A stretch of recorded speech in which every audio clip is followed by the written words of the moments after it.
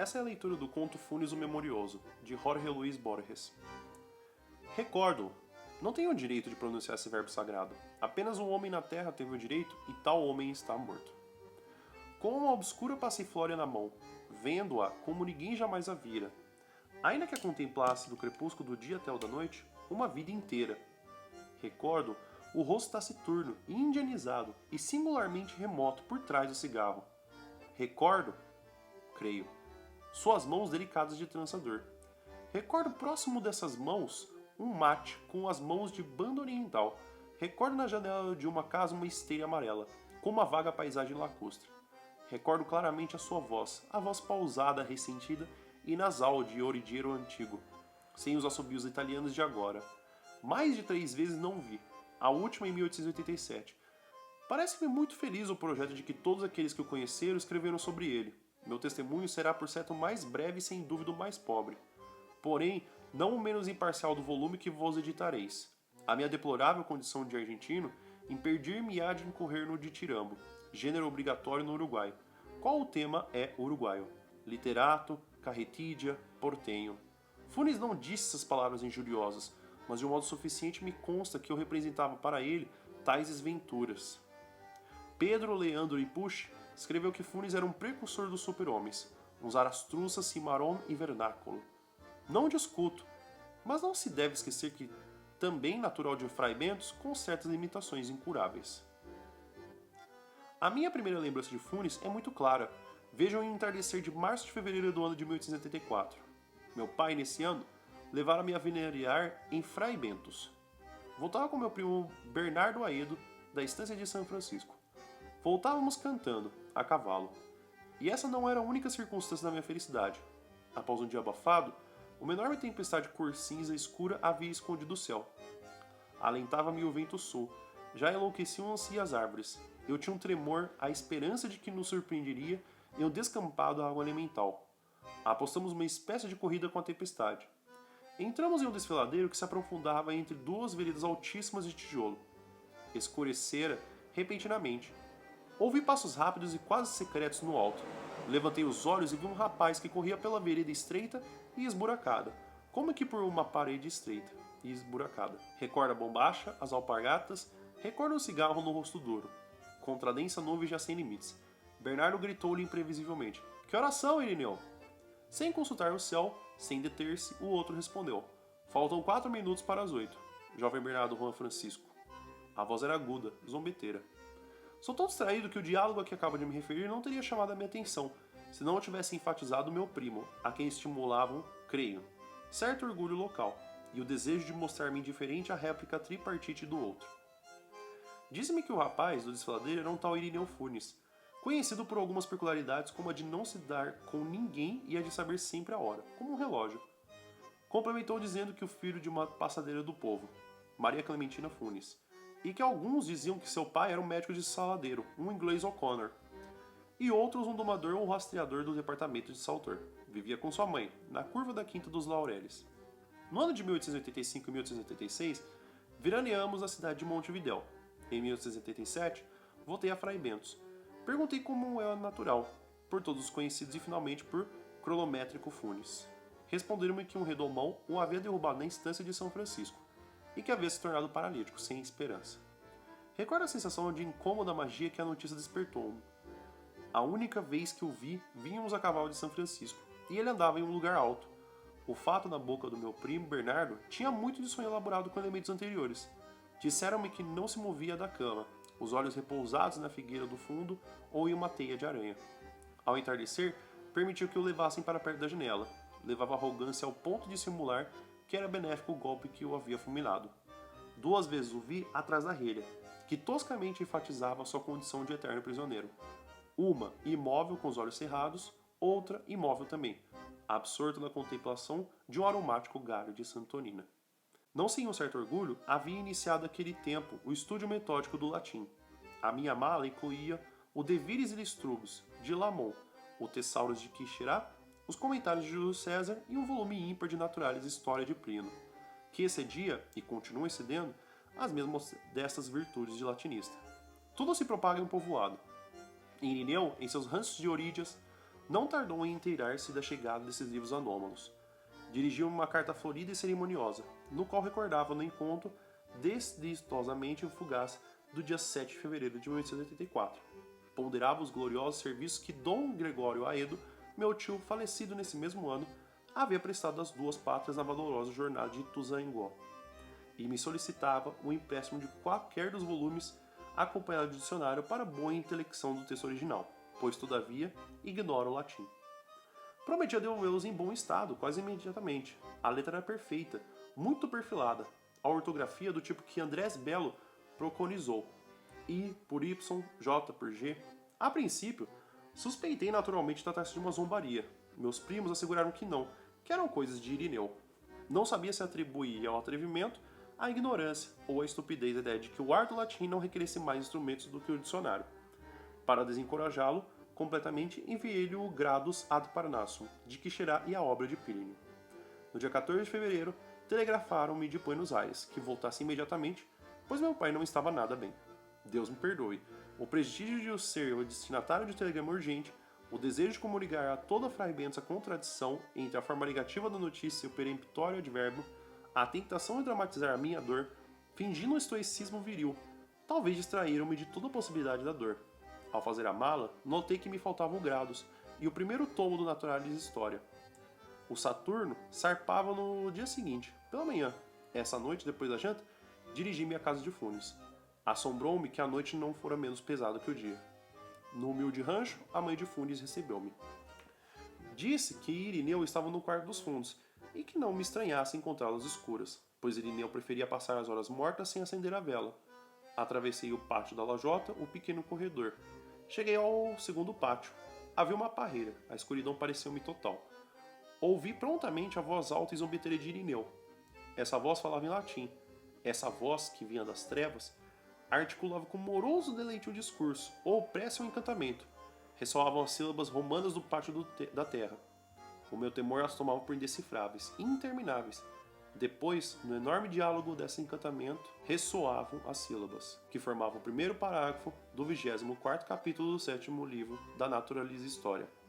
O tema desse capítulo é a memória. As últimas palavras foram Ut nihil non isdem verbis rederetur auditum. Sem a menor mudança de voz, Irineu disse-me o que se passara. Estava na cama, fumando. Parece-me que não viu o seu rosto até a aurora. Creio lembrar-me da brasa momentânea do cigarro. O quarto exalava um vago odor de umidade. Sentei-me, repeti a história do telegrama e da enfermidade do meu pai. Chego agora ao ponto mais difícil do meu relato. Este, é bem verdade, já que sabe o leitor, não tem outro argumento senão esse diálogo que já há meio século. Não tratarei de reproduzir as suas palavras, irrecuperáveis agora. Prefiro resumir com veracidade as últimas coisas que me disse Irineu, o estilo indireto e remoto e débil. Eu sei que sacrifico a eficácia do meu relato, que os meus leitores imaginem os períodos entrecortados que me abrumaram essa noite. Irineu começava por enumerar, em latim e espanhol, os casos de memória prodigiosa registrados pela Naturalis Historia. Ciro, rei dos persas, que sabia chamar pelo nome todo soldado de seu exército. Metriadates e Eupator, que administrava a justiça dos 22 idiomas de seu império. Simónides, inventor da mnemotecnia. Metródoro, que professava a arte de repetir com fidelidade o escutado de uma vez só. Com a evidente boa-fé, maravilhou-se de que tais casos maravilharam. Disse-me que antes daquela tarde chuvosa em que o azulejo derrubou, ele havia sido o que são todos os cristãos: um cego, um surdo, um tolo, um desmemoriado. Tratem de recordar-lhe a percepção exata do tempo. A sua memória de nomes próprios não me fez caso. 19 anos havia vivido com quem sonhava. Olhava sem ver, ouvia sem ouvir, esquecia-se de tudo, de quase tudo. Ao cair, perdeu o conhecimento. Quando se recobrou, o presente era quase intolerável de tão rico e tão nítido. E também as memórias mais antigas e mais triviais. Pouco depois averigou que estava paralítico. Fato pouco o interessou. Pensou, sentiu que a imobilidade era um preço mínimo. Agora sua percepção e sua memória eram infalíveis. No rápido olhar, nós percebemos 3 taças em uma mesa. Funes todos os brotos e caixas de frutas que se encontravam em uma parreira. Sabia as formas das nuvens austrais do amanhecer de 30 de abril de 1882 e podia compará-las na lembrança das dobras de um livro em uma pá espanhola que só havia olhado uma vez e as linhas da espuma de um remo levantou no Rio Negro na véspera de ação de quebrado. Essas lembranças não eram simples, cada imagem visual estava ligada a sensações musculares, térmicas, etc. Podia reconstruir todos os sonhos, todos os entressonhos. 2 ou 3 vezes havia reconstituído o dia inteiro. Não havia jamais duvidado, mas cada reconstrução havia requerido o dia inteiro.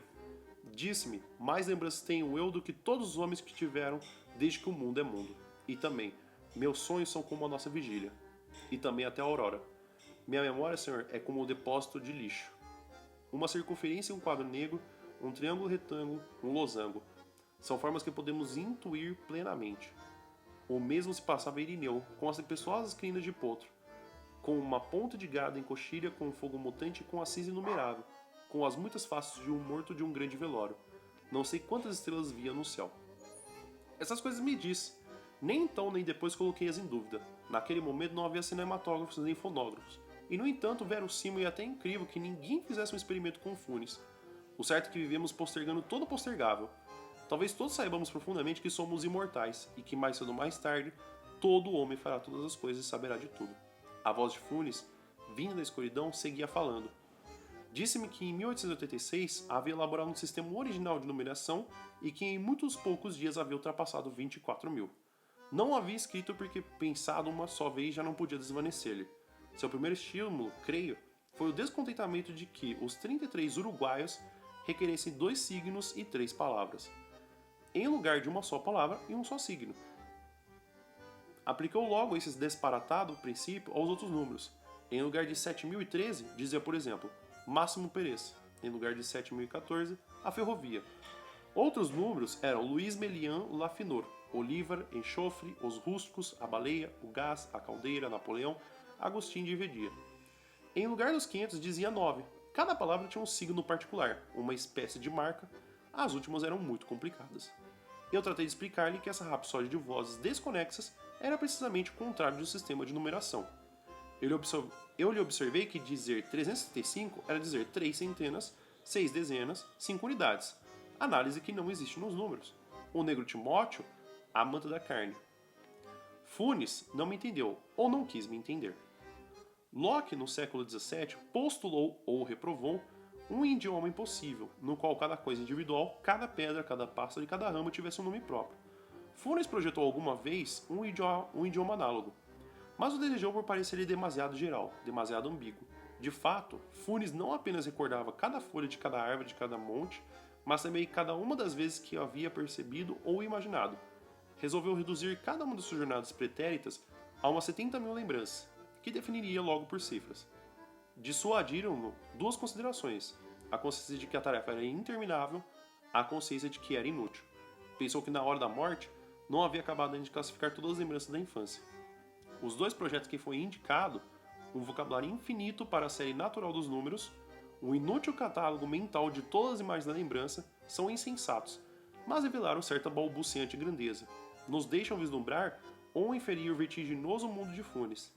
Este, não esqueçamos, era quase incapaz de ideias gerais, platônicas. Não apenas lhe custava compreender o que o símbolo genérico cão amarcava tanto os indivíduos díspares de diversos tamanhos e diversa forma. Perturbava-lhe que o cão das 13 e 14, visto de perfil, tivesse o mesmo nome que o cão das 3 e 4, visto de frente. Sua própria face de espelho, suas próprias mãos surpreendiam-lhe cada vez. Comenta Swift que o imperador de Lilliput discernia o movimento do ponteiro dos minutos. Funes discernia continuamente os avanços tranquilos de corrupção, das cálices, da fatiga. Notava os progressos da morte, da umidade.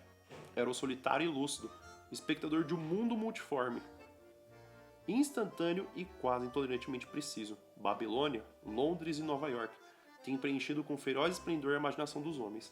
Ninguém em suas torres populosas ou em suas avenidas urgentes sentir o calor e a pressão de uma realidade tão infatigável como a que o dia e a noite convergia sobre o infeliz Irineu.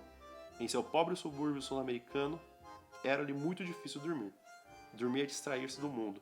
Funes de costas na cama, na sombra, figurava a si mesmo cada rachadura e cada moldura das casas distintas que o rodeavam. Repito que o menos importante das suas lembranças era mais minucioso e mais vivo que nossa percepção de gozo físico ou de tormento físico. Em direção ao leste, em um trecho tão pavimentado, havia casas novas, desconhecidas. Funes as imaginava negras, compactas, feitas de treva homogênea. Nessa direção, virava o rosto para dormir. Também era seu costume imaginar-se no fundo do rio, mexido e anulado pela corrente. Haveria aprendido sem o esforço o inglês, o francês, o português e o latim. Suspeito, contudo, que não era muito capaz de pensar. Pensar é esquecer diferenças, é generalizar, abstrair. No mundo abarrotado de Funes, não havia senão detalhes, quase imediatos.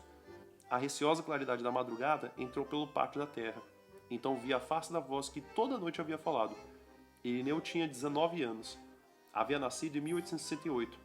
Pareceu-me tão monumental como o bronze, mais antigo que o Egito. Anterior às profecias e às pirâmides. Pensei que cada uma das palavras, que cada um dos meus gestos, perduraria em sua placável memória. Entorpeceu-me um temor de multiplicar trajetos inúteis. Irineu Funes morreu em 1889 de uma congestão pulmonar.